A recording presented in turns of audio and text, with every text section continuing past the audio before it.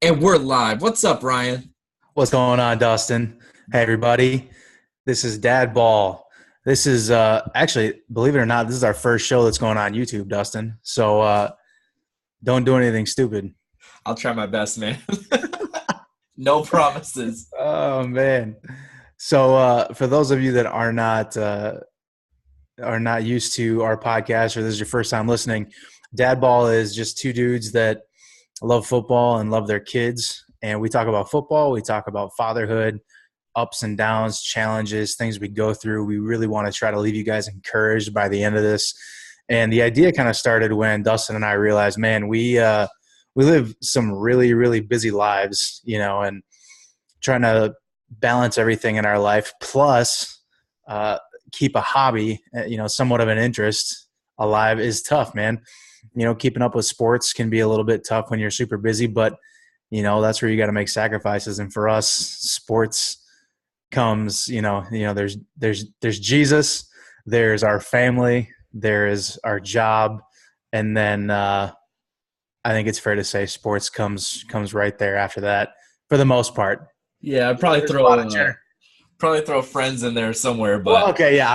I was gonna say there's a lot of generalities. You can throw friends in there with family too. yeah, my As, friends and family. So I was gonna say, as you know, if any of you guys out there are also dads and you're busy, you know that social lives don't happen to they don't take up a lot of your time anyway. So the friends that you do have end up being like family, because this ain't high school. You can't have 50 friends, like you used no, to. So no. So family, Sometimes I friends, all wish. right. But anyways, I'm Ryan Heckman. Sitting right across from me, virtually, is Dustin Hart, and we reside in Minnesota, a couple different parts of Minnesota. I reside in the place where you have to drink water from a mason jar. A town of about 3,000 people, and we just want to come together and talk about football and talk about dad stuff, as we say. So if you've listened to any of our episodes prior, we've been talking about certain division previews, and we're on our last division preview. It's just now that we decided to throw this up on YouTube, and y'all can see our pretty faces. So Wow, I'm kind of surprised we're already on the last one. Man, that flew by, huh? I was going to say, you're giving me this weird look, like, what I say, what happened. But I just yeah, didn't know it yeah, went that quick. we're on the last one. We'll be talking about the AFC South tonight.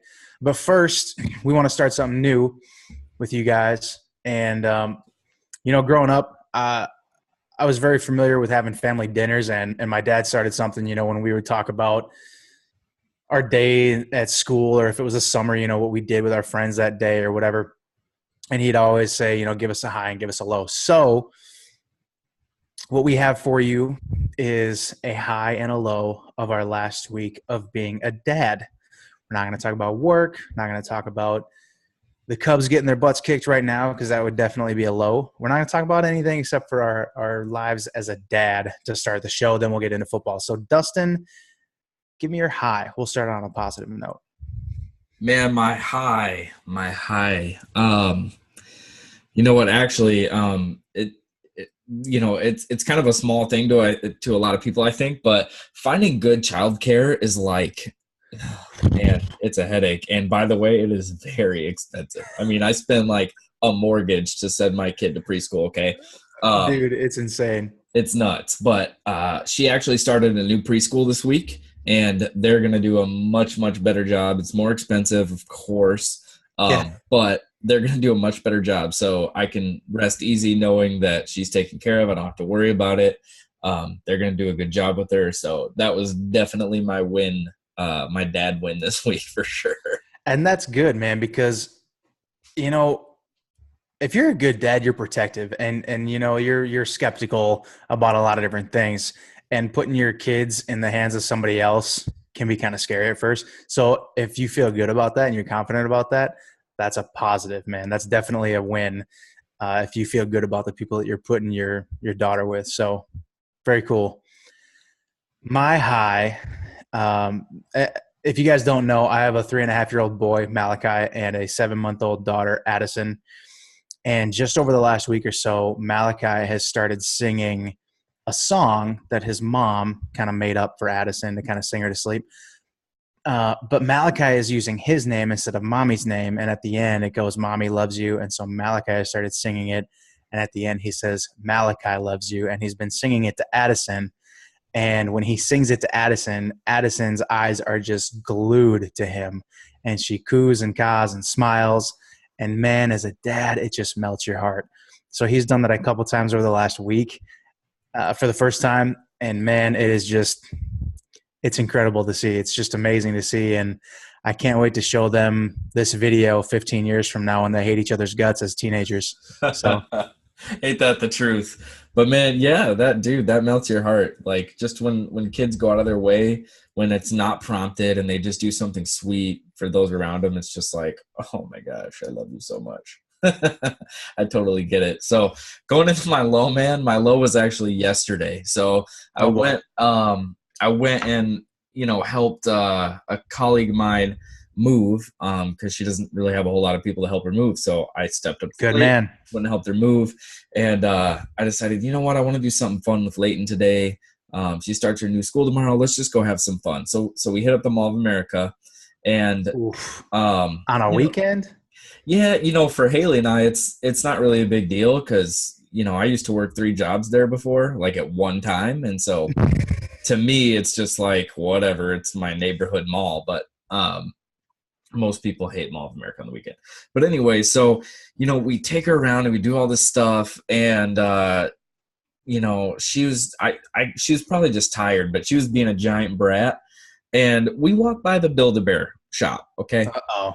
And she didn't even ask. She didn't even ask for it. Leighton isn't one that, like, we go to the store. Like, I could take her through every toy aisle, and she will not freak out if I don't buy her anything. If I tell her to put it back, she'll just put it back where it goes, and we go about our way. She does not have meltdowns or anything like that. So she didn't even ask for anything from that shop. But I was just like, you know what? Let's just go in. Let's do something cool for her.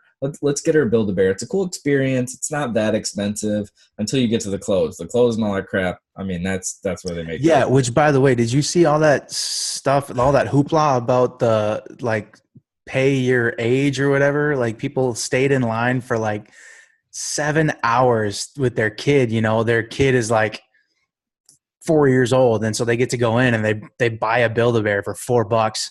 Wow. And yeah, it sounds like a good deal until you get to the clothes that you were talking about, because guess what? Those weren't included. Nope. So people showed up and it was like, "Hey, my daughter's 3. Cool. Here's your Build-A-Bear for $3. Yeah, I want to put him in a blue shirt. Yeah, that'd be $40. I'm sorry, what?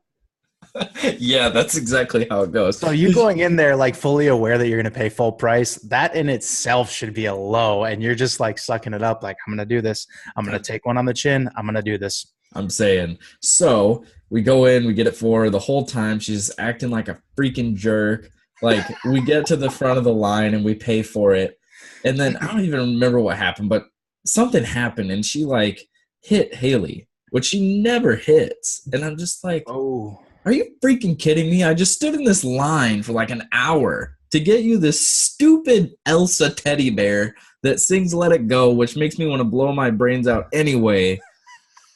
And I did this all for you. It cost me $50 to get you this dang teddy bear. And you're just going to have a meltdown. Really? That's what we're doing? And the worst part is that it's in front of a bunch of people. Yeah, man. And you're kind of looking around man, I promise she's not really like this normally. Dude, yeah, from your wife's pictures on Instagram, your daughter was an angel this weekend, and man, did she look adorable. For the most part, she was, dude, but she's never like that. I do not understand. On Saturday we took her to a wedding and we had to be there 6 hours early because she's a flower girl and that's what I'm talking about. Yeah, she was adorable. Fine. She was fine the whole time. But yeah, thanks, dude. But Dad's out there. You can nod right now because you can relate. You know exactly what we're talking about if you have young kids. They're an angel, and then when you need them to behave the most, all hell breaks loose. Yeah. I'll keep my low short. Today was my 4th day in a row watching the kids all day while my wife works. She works some long shifts at the airport, and both kids have been sick all 4 days. Woof. So that's my low. I've had plenty of great moments with them, but I am wiped out, man. Enough 4 days said. in a row. Both kids are sick. You get to the point where it's like 5 o'clock and you're looking at your watch like, man, is it time for bed yet? Is it time for bed yet? Is it time for bed yet?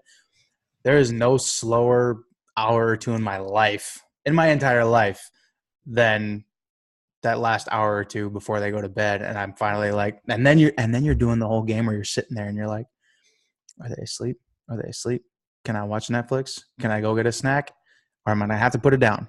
Are they asleep? So, yeah, that's where I'm at. Anyways, into football. News, very sad news. Both of us are in Minnesota, so this kind of has been all over the place. We won't go too far into it. Just we'll say very saddened to hear of the loss of Tony Sperano, not only from a football standpoint, but love and prayers to his family and those close to him. 56 years old, way too young. If you read about how his wife found him unresponsive that morning, is very sad. So love and thoughts and prayers all go out to anybody directly affected by Mr. Sperano's death. So very sad. Jacksonville Jaguars pass rusher Dante Fowler Jr. suspended a game for violating the league's conduct policy. He's had a string of off-the-field issues in the past, and that includes arrests and different accusations about domestic violence, which in that particular case he wasn't suspended or disciplined for, but who knows what's going on. But he had a career year last year in sacks and just overall productivity. So hopefully this isn't anything serious, because that Jags defense, as we will talk about soon, is nothing to mess with. So they need him. All I know, though, dude, is the NFL needs to get it together.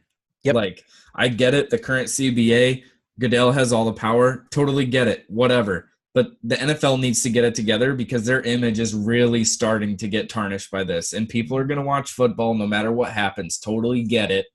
But when you suspend a guy last year like Ezekiel Elliott for doing no more worse or better probably than Fowler, for Fowler to get a game, and you basically put Zeke on the cross and, give him 4 games, to me it just doesn't make sense. There seems to be a ton of double standard issues going on across the NFL, and man, am I getting sick. Well, and we talked about it last week with Jameis too. I mean, you guys can go back and listen to that episode. We won't get into that again, but yeah, there's something to be said. So, Dustin, you've got the list of those unsigned draft picks. Any of them that you're particularly worried about, please don't answer the way I want. Please don't answer the way I'm hoping you're going to answer. Does that make sense? Please don't say Roquan Smith. That's all I'm saying. Just don't say Roquan Smith. Because I'm not worried. I will say this before you tell me who you're worried, if you're worried. They're expecting him to get a deal done by Thursday. That's the rumblings. So hopefully that's true. Yeah, man. I looking at this list, I mean, 3 of them are, the top touted quarterbacks out of this year's class. I don't see any of them having any trouble. They're going to get signed. Like, that's just going to happen. I look at, the only one that might have jumped out to me was Terrell Edmonds from the Steelers, but I think we all know that their defense needs some help in a major, major way. So yeah, none of these really scare me. I guess, like you said, the only one that would jump out would be Roquan, but I think he'll get the deal done. I don't see anything wrong. And speaking of the Steelers too, by the way, we'll get to Le'Veon Bell's situation, but I saw today that TJ Watt is preparing for this season health-wise on an 8,000 calorie a day diet. And that's all clean too. Like, he considers Chipotle a cheat meal. He doesn't eat pizza or burgers or anything like a cheat meal is like a chicken burrito at Chipotle, not a large pizza at Domino's or something like that. So 8,000 calories a day, that's insane.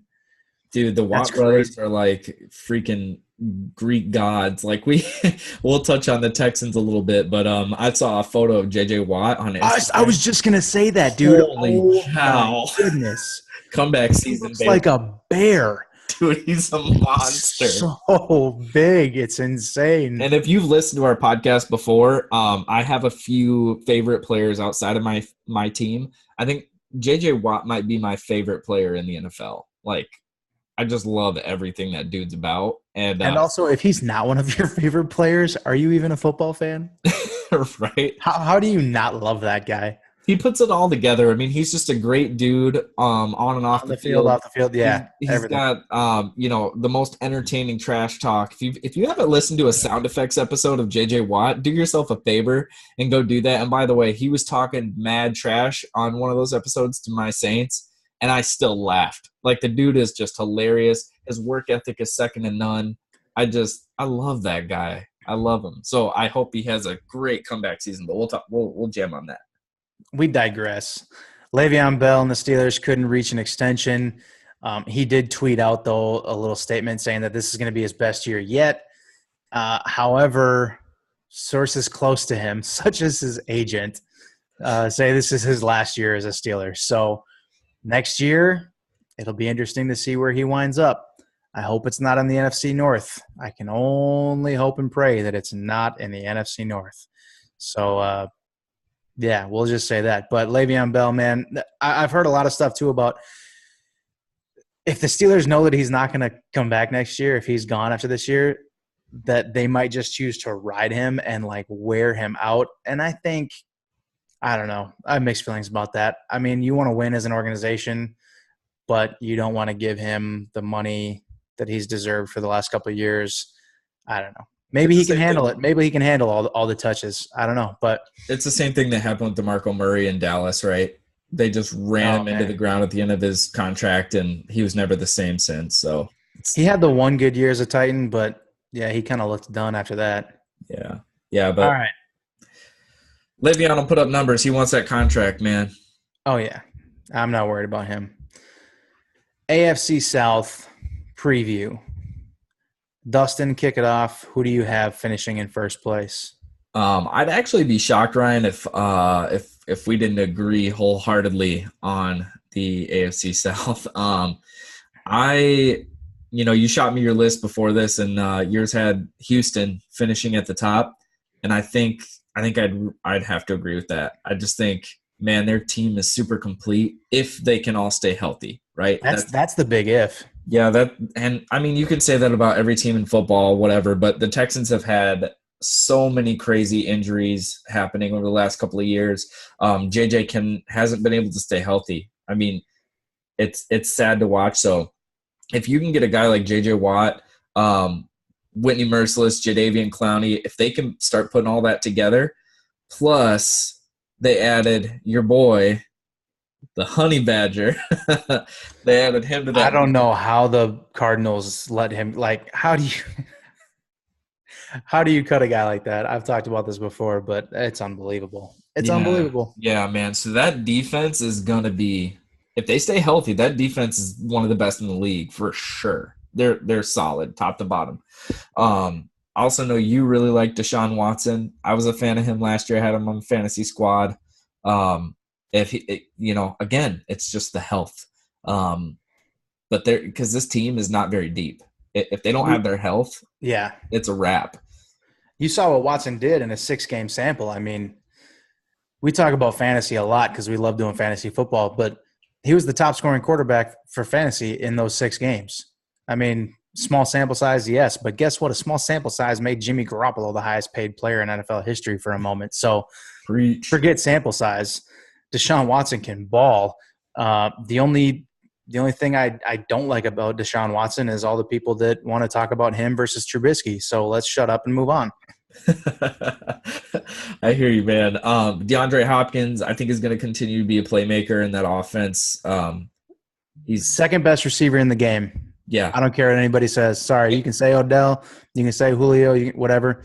Hopkins makes the most ridiculously difficult catches on the regular.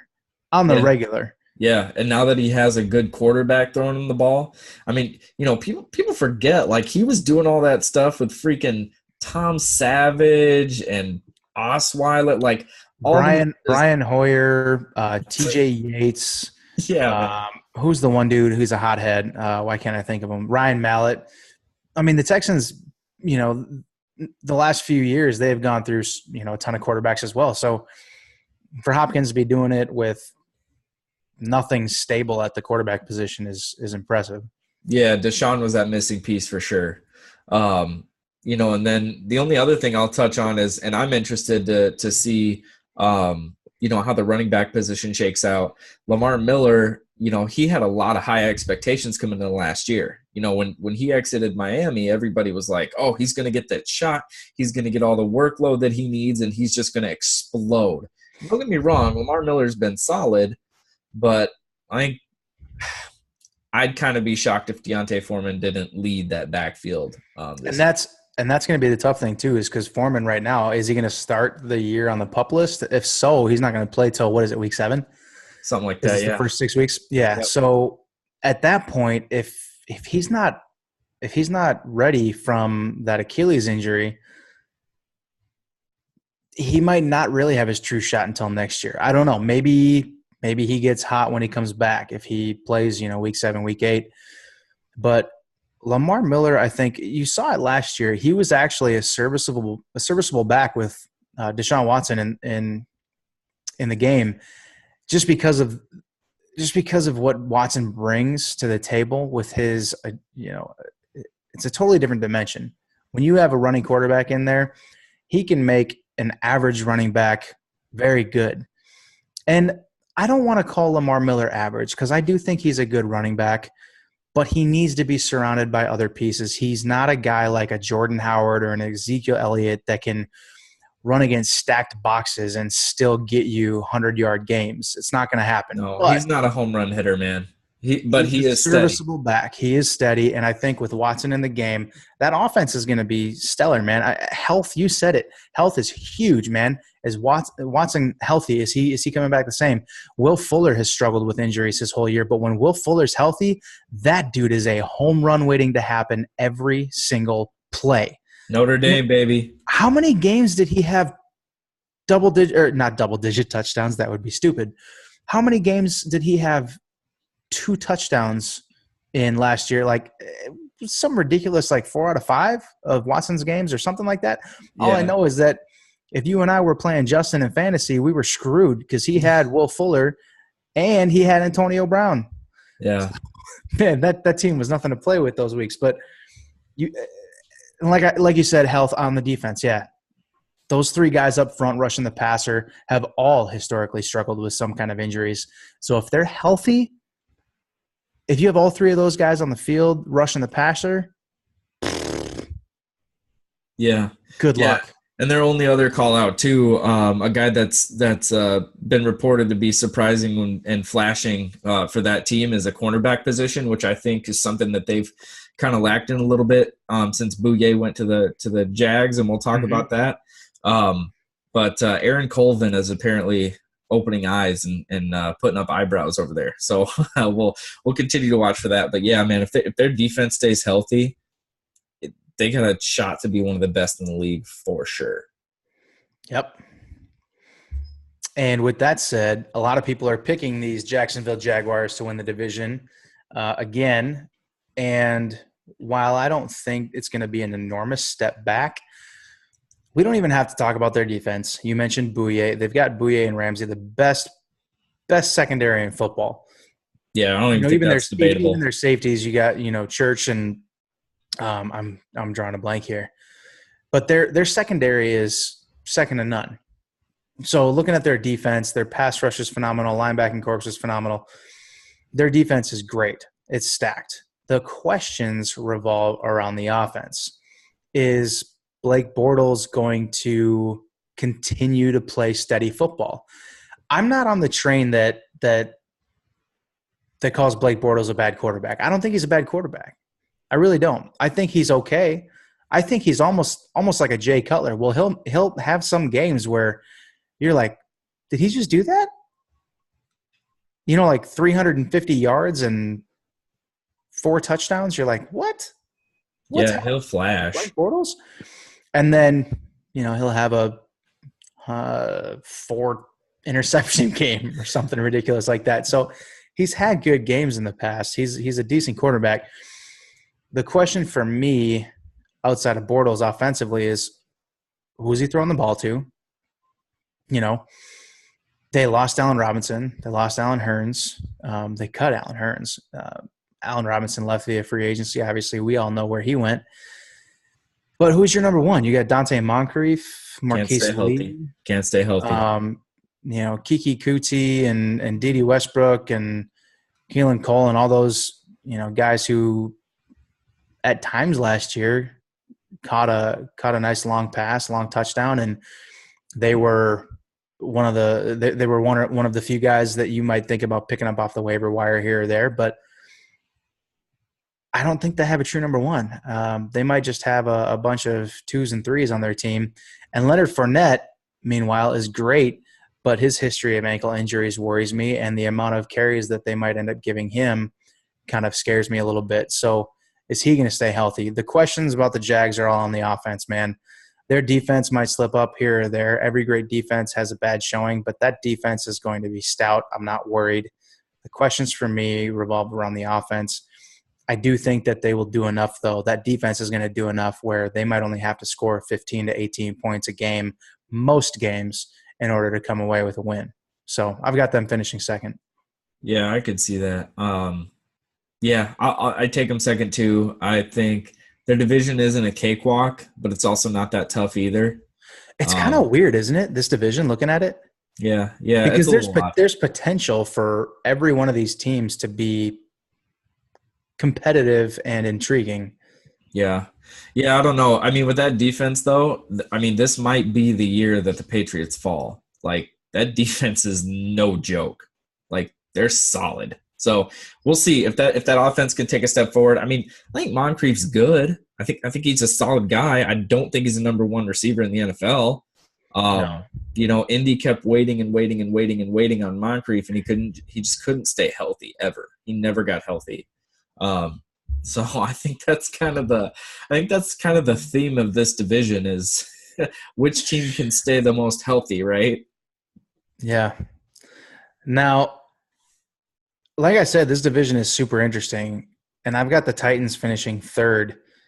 But if there's an injury to any significant player on the Jags or the Texans, the Titans could be right there for the swoop to come in and maybe take it over. So I have the Titans finishing third, but that's assuming the best. That's assuming the best for the Texans and the best for the Jaguars and the best for the Titans. And I think if all goes 100% correct, which we know it's not going to, it's the NFL. Never does. But if it does, then the Titans, I have them finishing third. So the most interesting part to them this year, I think, is Matt LaFleur coming over from the Rams. With the success that the Rams had last year, what's Matt LaFleur gonna do with Marcus Mariota and Derrick Henry and Dion Lewis and Corey Davis? I think Corey Davis, bold prediction here, I think Corey Davis is going to have a minimum of 8 touchdowns this year. I think he's about to bust out in his sophomore season. We saw it in the playoffs last year. For sure. And he's got the body. He's got everything you need for a number one receiver. We saw it in the playoffs last year when he started getting targets. He started to become that guy like, oh, wow, did you see that? That guy, you can't cover that dude when he's on. Like, he's one of those guys that you could end up watching him just blossom into really one of the best guys in the league. He's got everything that you need. Injuries were an issue last year. Like you said, man, health with this division, it's crazy. But I think Corey Davis is going to be a stud if he does stay on the field. Yeah, I could see that. And I think a lot of people sleep on Rashard Matthews too. I mean, that guy's good. Pretty solid. Good. I don't think he's number one. He's a great number two. Number one for a while. And he performed. He stepped up. He did what he needed to do. But I think now if he can start living in that number 2 role, you're really going to see him start to flourish a little bit. So I like that. But yeah, I mean, you mentioned Matt LaFleur. I think most people were expecting Mariota. I know all the talking heads, all the sports guys were like, Mariota is going to be the real deal this year. He's going to break out. You're going to see that. So I think there was a lot of disappointment last year with Mariota. But I'm going to take one more big shot on him this year and call it. Like, he's He's going to have to break out. His talent is too good. When him and Jameis were coming out of college, everybody that asked, I'm like, nope, I would take Mariota. Take Mariota. Take him. He's a better talent. Well, if anything, for character now at this point. Yeah, if for nothing else. But you mentioned Derrick Henry and Deion Lewis. I think that's an interesting dynamic to pay attention to. I think the assumption was that, as soon as DeMarco Murray, I think everybody kind of knew like DeMarco was nearing his end in Tennessee at least. I know you and I both think he's got some juice left in the tank, but I think everybody kind of knew like his time in Tennessee was coming to an end.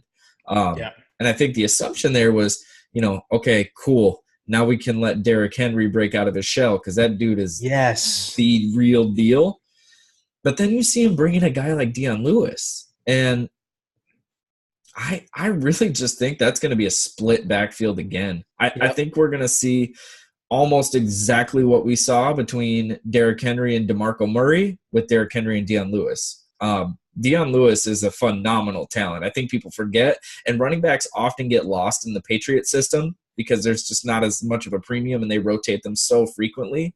But Deion Lewis is the real deal, and I think that's just going to be a split backfield again. I definitely don't think Derrick Henry's getting the majority of that workload. I don't think either, sadly. That's just how the NFL has become, though, man. I mean, you see a lot of the successful teams out there using multiple backs. Look at the Patriots and the Eagles in the Super Bowl last year using 3 running backs and not blinking an eye. They're both in the Super Bowl for a reason. They're using 3 backs typically. Or even your Bears or my Saints, right? Like Kamara and Ingram set NFL records last year because we used both of them very effectively. And it's the same thing with Jordan Howard and Tariq Cohen. You know what I mean? Like they got the passing down back, and then they got the first, second down guy on the runs. And so that's you're going to see that more and more, and that's why running backs aren't really at a premium anymore. And you see the teams going after 4th, 5th, 6th round pick running backs that are going to get time. Like you mentioned, Jordan Howard, 5th round pick, Tariq Cohen, 4th round pick, Alvin Kamara. What was Kamara? 3rd, I think. 3rd? I mean, Kareem Hunt, what was he, a 3rd round pick? Yep. 4th round pick, something like that. None of these guys were 1st round picks. Point being, none of them. And that's why teams can afford to say goodbye to a DeMarco Murray. Yeah. I mean, there's a select few of those guys that are like, okay, he's the dude, right? Like you got Zeke, Kareem Hunt kind of. I think Spencer Ware is probably going to take some of that workload that he was seeing last year. But then, so, you got Zeke, you got Le'Veon, you got David Johnson. Gurley. Pretty much it. Yeah, Gurley, LaShawn McCoy, if he stays with the Bills, we'll see what happens with him. But that's kind of it. Like everybody else in the league is just kind of like, all right, we're doing this by committee, right? Yeah. So there's not many. And I think that's smart too, especially if you're a running back. I don't think you're going to want to have the 300 carries a season.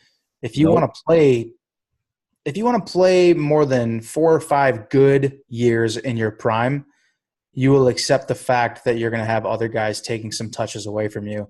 And guess what? You're going to play longer. You're going to make more money. You're going to have more chances to win. That's just that simple. So getting back to the Titans, I think if Derrick Henry and Deion Lewis can come at it with the right attitude, that, they could be just another really good committee, a really good tandem. And they both do different things very well. Derrick Henry, man, he's just a tank. He's a tank, and he's got speed too, which is very rare. You've got a guy that big that can run like that. It's impressive. And Deion Lewis, like you said, is complete too. Deion Lewis can run between the tackles. For those of you that haven't watched him, he can run between the tackles. He's not just a passing downs back. He was an every down back for the Patriots when he was healthy. And when they decided to use him, when Belichick was running with him, Lewis was in there doing anything he was asked, even running on the goal line sometimes. So those are 2 very good backs. This is the Titans, man. We're on the Titans forever. I think the defense is going to be a little bit better this year. Adoree Jackson, he'll continue to develop. He's just a ridiculous athlete at corner. Played running back, almost his whole career too, playing 2 ways. But Adoree Jackson is a very good corner. You've got Malcolm Butler and Logan Ryan. So the secondary is going to be pretty decent, man. They've got some playmakers back there. You add a guy like Rashaan Evans to be, the true leader of that defense in the future. You've got Brian Orakpo, who's still around. I mean, he's not the guy that he was 5-6 years ago, but he's still a good player. So the defense has got some guys there. Jarrell Casey. You've got some names on defense. I think they're going to be okay. I don't think they're going to be a top 10 defense, but I think they're going to be right around middle of the pack, and they're going to be okay. And again, with this division, if everybody plays to their potential, I don't think the Titans are going to be a playoff team. They were last year, but that's just because of the injury to Watson. If Watson doesn't get hurt, the Texans and the Jags make the playoffs, and the Titans don't. And that's not even – that's just Deshaun. That's not even – that's just one player. J.J. Watt or Jadeveon Clowney. That's not Deontay Ford. That's not even bringing them into the fold, right? So we're talking just Deshaun Watson. Yeah, if everybody stays healthy, I don't think Tennessee has a shot at making the playoffs. But they'll be good. I mean, they'll be all right. No, and speaking of health, once again, bringing us to our last place team. Sorry, Colts fans. If Andrew Luck stays healthy and if he's right, sure, you guys could put some points on the board. But guess what? That's not going to make up for your 30th ranked defense from last year. You didn't add enough pieces this offseason to make that unit, 10 times better than they were. Maybe they'll be a little bit better, but you've got a lot of issues to sort through right now. Andrew Luck, even if he comes back healthy, is he going to be right? I don't think so. You're talking about a guy that didn't throw a full-size football until a month ago. He was out of football for an entire year. I don't think he's going to be right away, even if he's healthy. If he's completely cleared, great. But is he going to be right? I don't think so. I really don't. And this division, like we've already talked about, it might be a little underrated because if these teams are playing to the potential they could, I don't see the Colts winning a whole lot of games. It's just not going to happen. The backfield could be sneaky good. Like the offense, I'm not worried about. You've got Jack Doyle and Eric Ebron, who are two good tight ends, not great, but good. And we know Luck likes to use the tight end. And they did just add Ryan Grant too. Yeah, and T.Y. Hilton's an elite wide receiver. He's not up there with Odell, but he's still really close.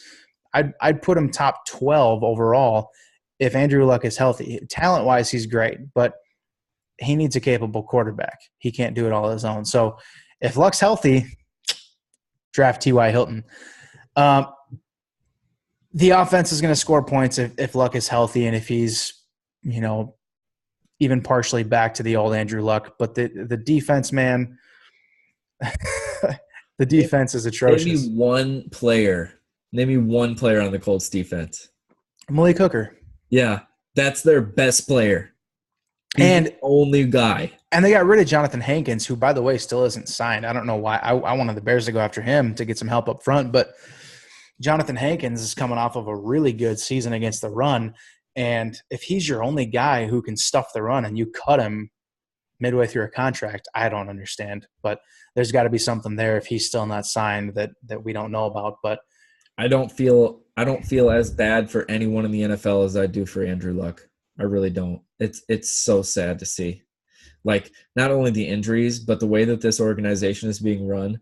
I mean, they are wasting Andrew Luck's career, and it is super sad to see. Well, okay. Yeah, I mean, that's fair to say aside from the injury. I mean,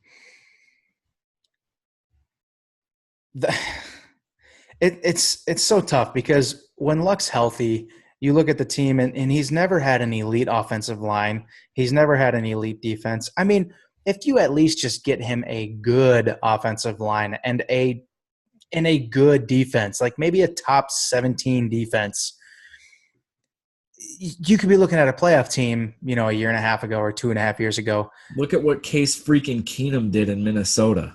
Yeah. With an okay offensive line. And I'm sorry. And that's nothing against Keenum. He's a good quarterback, but he's not great. I don't even see I part ways on that. I don't even think Case Keenum is good. I really don't. I think those true colors are going to show in Denver. I really do. The guy's not good.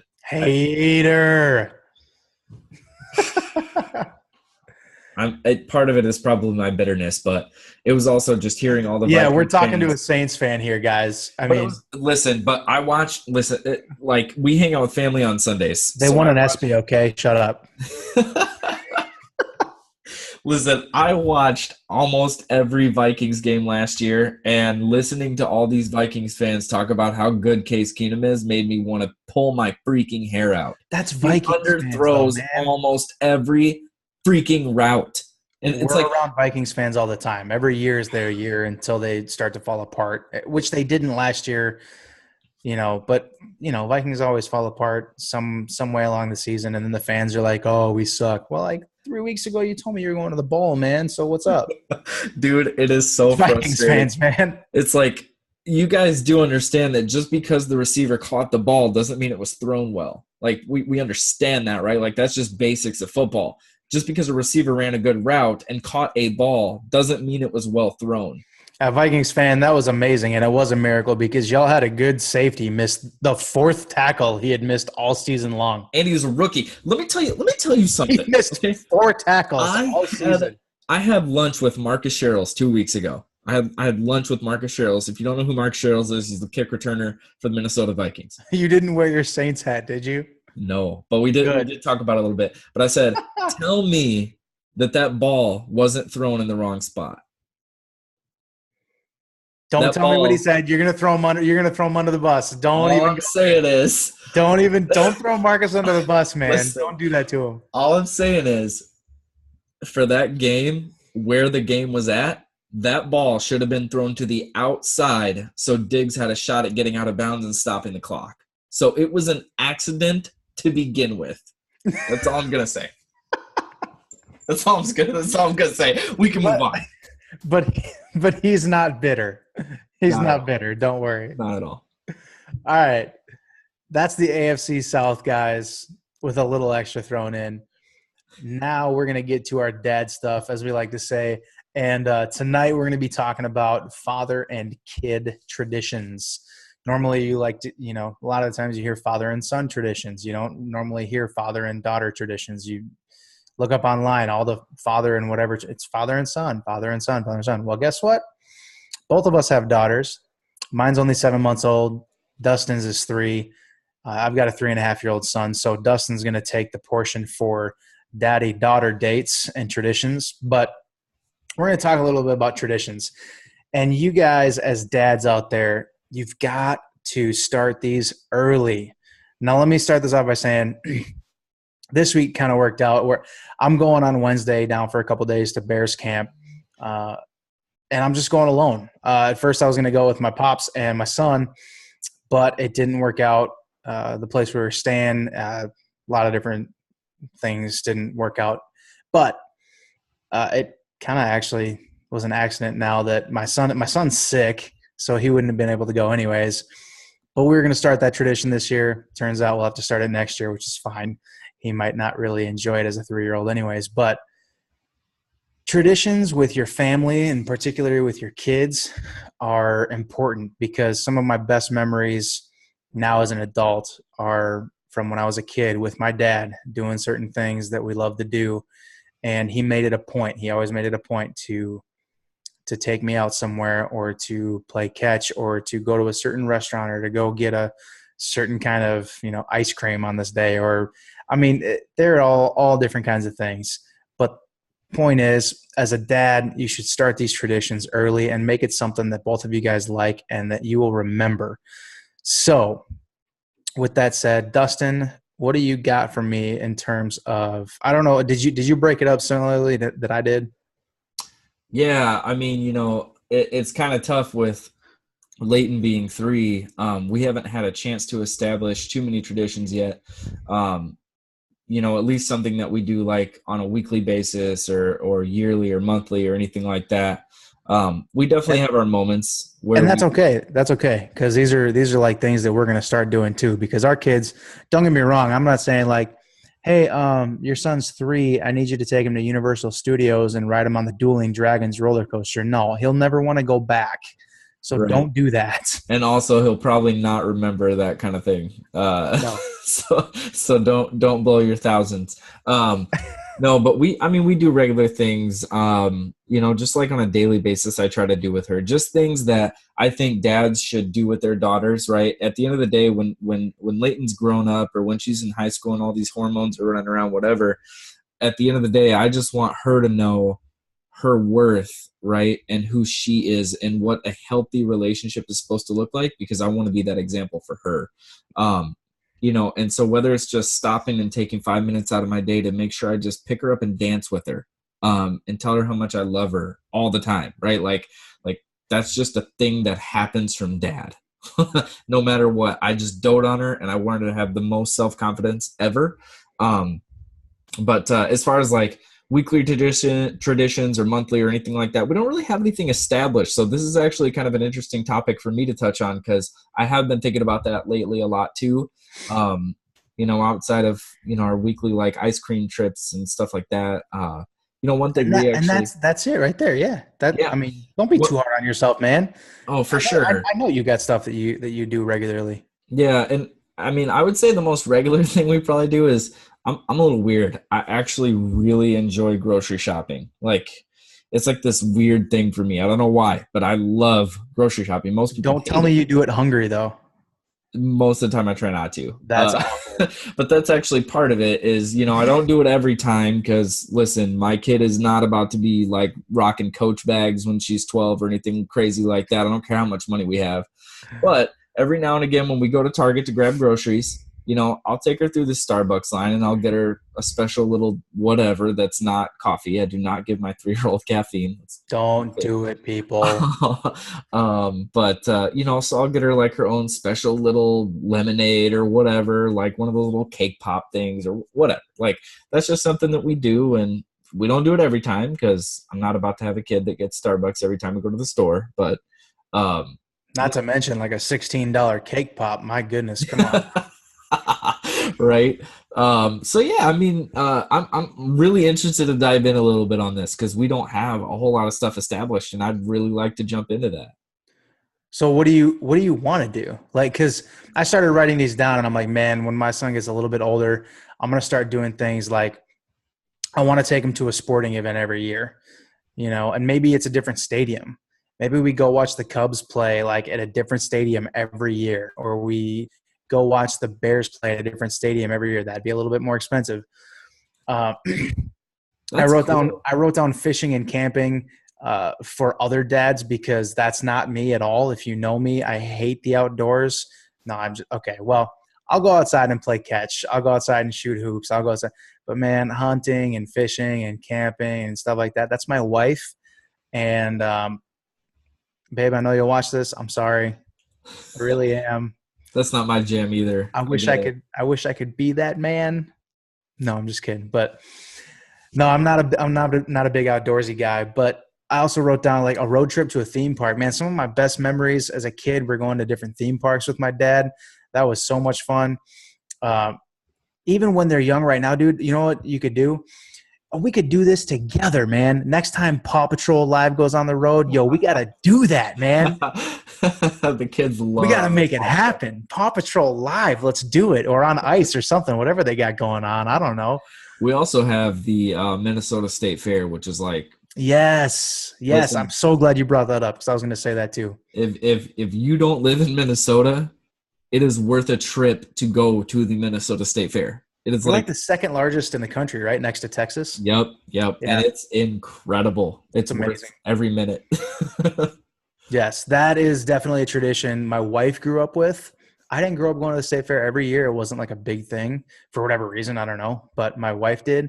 And that's one thing that I want to do once my kids get a little bit older. I know Malachi would love it. Addison will be 8 months. So I don't know, taking a baby to a State Fair, unless it's in the morning or if it's not super hot, maybe. But we haven't taken Leighton yet, so. Yeah, I don't know. There's something about toddlers and outside around a lot of people on a hot day. They don't last very long, man. Mm-mm. So, but yeah, it's like a fair every year. Take your kid to a fair, bring a bunch of cash, load them up on junk food, throw them on some rides. Maybe they puke, maybe they don't. I don't know.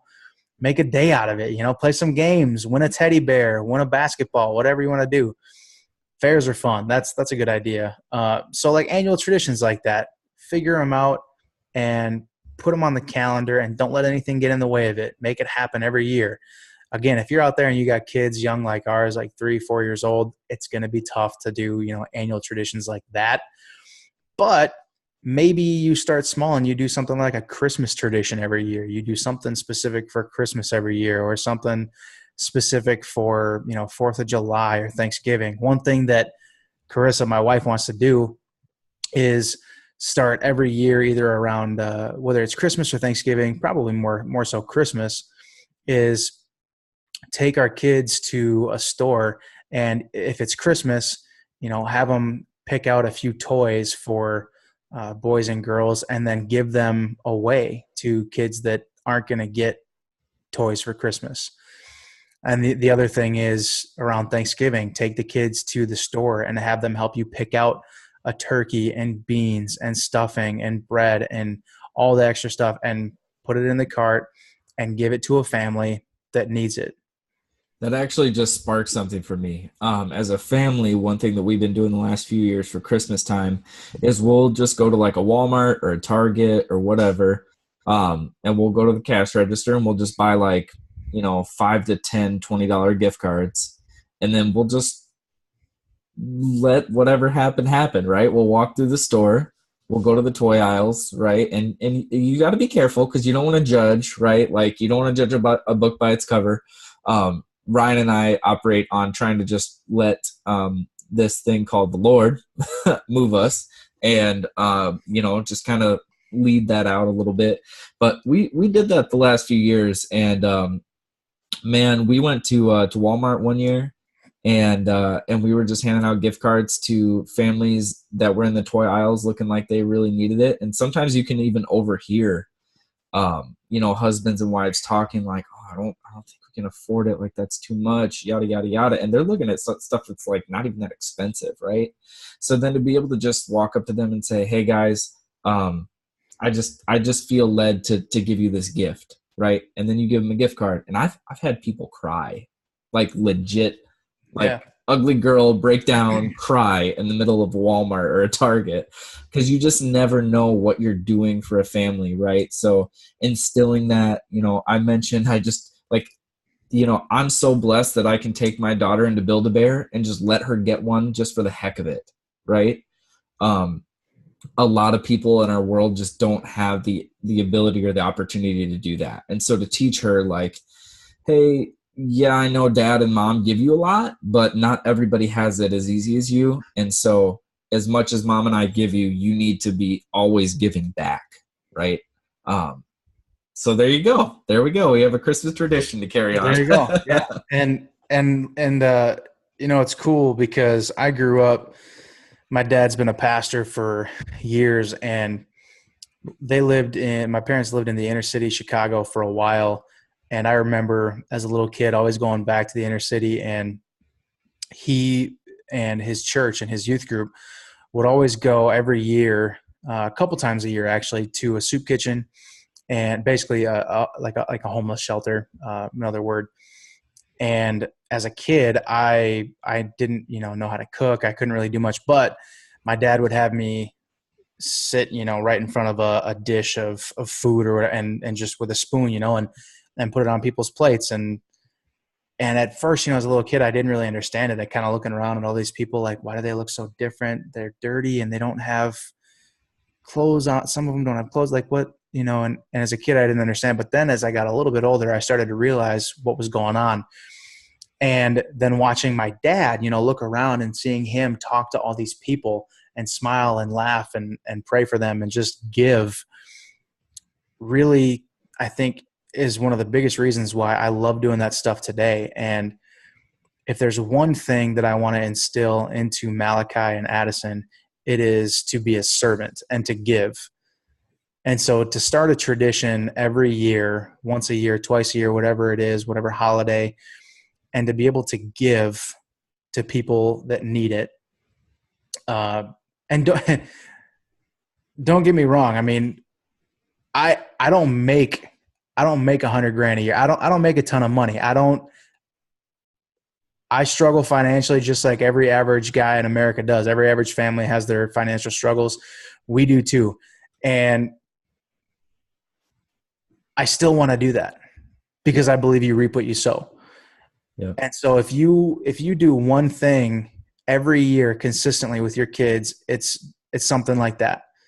Go Yeah. do something like that and let them see once they're at an age where they kind of can get it. Like this year for Malachi, I think will be a perfect age. He'll be 4. And I think he'll really be able to try to understand that, to be able to give to people in need above anything else, above a camping trip, a sporting event, anything, man. Giving back, that's going to be a memory that your kid will have forever, especially if it becomes a tradition and you do it consistently. And it definitely builds character. So, as important as it is, and as, as cool as it is to have fun with your kiddos and take them to make fun memories and have awesome stories for years to tell, all that stuff's really fun. Like, don't get me wrong, we should all be doing that stuff with our kids. But to Ryan's point, I think it's much more impactful when you teach them those lessons, and so that they understand that, not everybody has it as good as you. And you might not even have it that great, but there's always somebody worse off, right? And that's part of me feels bad for Leighton, because she's going to grow up and we're going to have, the way I grew up compared to how she's going to grow up, it's going to be a completely different planet, right? We're going to have everything when she's growing up. But I always want her to know, like, first of all, Daddy's money is not Leighton's money. I'm letting you be blessed by what I've earned. But we're also going to give that away, and you're going to know what that feels like. And so, man, if you take nothing else out of this, that is so important to helping your kids grow up so that they aren't completely spoiled, and B, just helping to create those giving hearts and those servant attitudes, and letting them see the other side of the world that they're not always privy to. Yeah. Amen. I like it. Well, you guys, I'll close by telling you that you can find us on Twitter. Usually I start the show and end the show. Forgot to do that tonight. You can find us on Twitter at DadBall Podcasts, and you can find us individually at Ryan Heckman FS, and Dustin is at D Todd Hart. Feel free to reach out. We love to banter, talk, converse back and forth. We can talk bad about the Packers and the Vikings together if you want. Unless you're a Vikings or a Packers fan, then please don't make fun of me. I'm a Bears fan. I've had to suffer long enough. Find us on Twitter. We'd love to talk to you. We'd love to follow you guys back and just create a nice environment of dads who love football, who love sports. So thank you guys for listening. Thank you for watching, however you are getting your dad ball fix tonight. We appreciate you guys very much, and we will see you guys next week. Peace.